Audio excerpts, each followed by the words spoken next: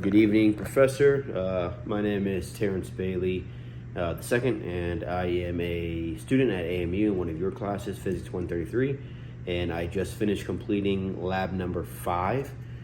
Pretty straightforward, relatively. I have all of my annotations on my charts, and yeah, let's get right into it. Real quick, my ID plate shows my student ID, course number, and then lab. This is the pipette. Took a 1.5 milliliters of water, put it into the test tube. From there, we took that along with the thermometer. Oh, well, that's over by my. So I took this thermometer. Make sure. Okay. Yeah. So we took this thermometer. At the time, this was in here. We set it up. We put it, and it was in there, and it actually stayed up. Took that. We threw that in the freezer over here.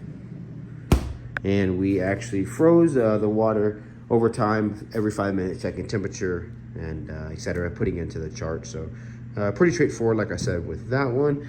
Then we took a pot and we boiled it, or we filled it halfway. As you can see, still pretty hot. And then at the boiling mark, when it started to boil, we waited a minute, took temperature, then did it the same thing.